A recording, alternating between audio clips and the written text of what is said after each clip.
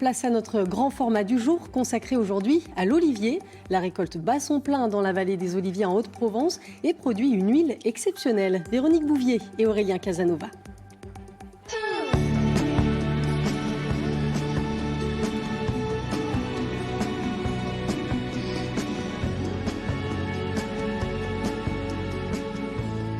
C'est ici, dans la région des Mets, avec ses multiples moulins, que depuis plus de 600 ans, des oliviers donnent un produit d'exception, une huile fruitée, tout cela grâce à un terroir unique. Nous avons rendez-vous avec un oléiculteur, c'est l'heure de la récolte. Il va nous expliquer cette spécificité.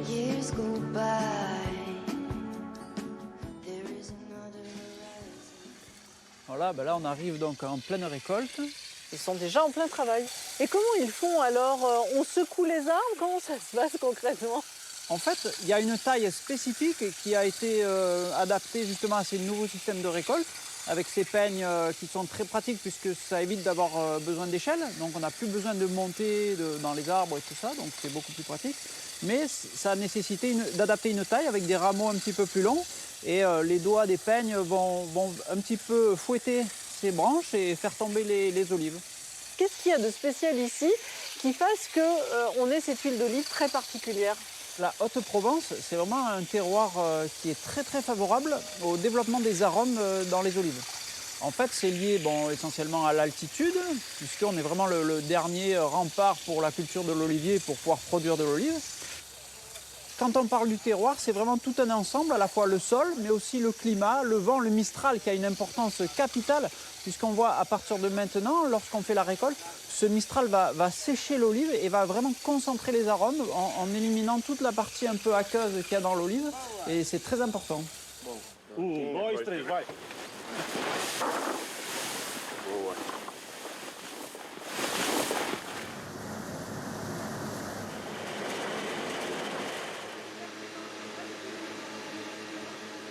Bon alors Sophie, cette huile, on la goûte maintenant? Oui, on peut goûter. Voilà, là, on est au bout de la chaîne de fabrication. Donc, hop, on va en prendre un petit peu. Là, elle est vraiment brute. Elle va encore se décanter plusieurs mois. Mais on a vraiment l'intensité du... Ah oui, il y a déjà les arômes. Hein? Voilà, arôme herbacé. On a vraiment ce côté frais de l'olive. Voilà, artichaut. Et on peut la goûter ou pas alors? Voilà, allez-y. Vous laissez en début de langue. Vous allez avoir les arômes en bouche.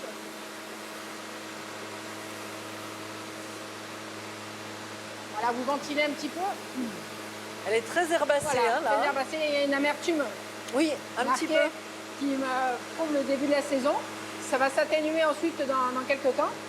Là, c'est vraiment ce qu'on appelle l'huile nouvelle avec toute la force et la puissance aromatique qu'on peut avoir. C'est une huile de caractère. Voilà, une huile un peu montagnarde de caractère.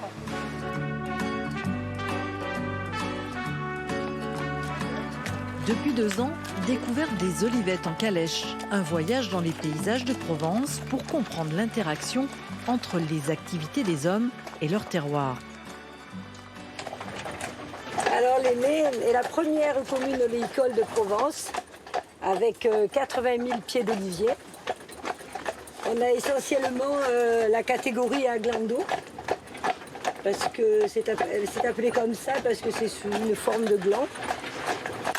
Ça apporte une sensation un peu de liberté, de pouvoir se promener comme ça à cheval. Et puis en même temps, on écoute l'histoire d'aimer. Donc il y a plein de légendes autour de ça. Donc c'est intéressant, quoi. Surtout que moi, je viens de Bretagne, donc c'est vrai que ça change beaucoup.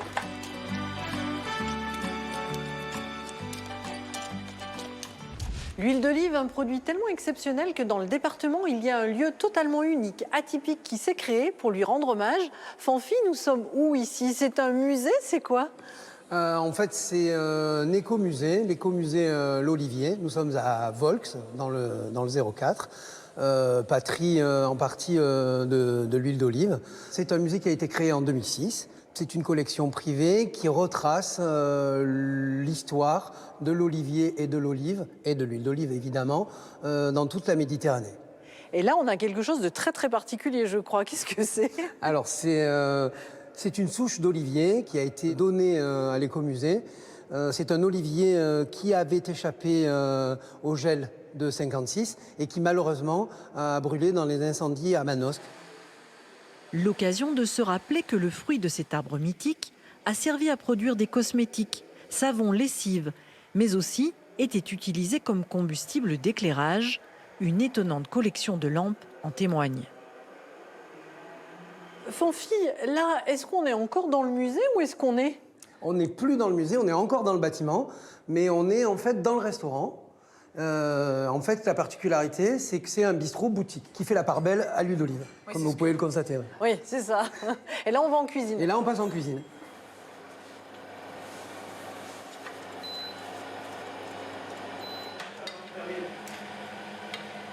Et donc là, la petite touche finale. C'est une huile d'olive vierge, fruitée noire. Donc la particularité de cette huile d'olive, c'est que ce sont des olives qui sont ramassées mûres et mises en fermentation, ce qui leur donne un côté très confit, un peu tapenade, un peu olive noire. Et on finit par un vinaigre de balsamique au pamplemousse. Une petite note d'huile d'olive particulièrement appréciée par les visiteurs. L'huile d'olive, ça représente l'authenticité, ça représente le lien à la nature, sans transformation, puisque l'olivier est quand même rustique, et il vit de peu, et si on pouvait le modéliser et faire pareil, on serait sans doute plus heureux.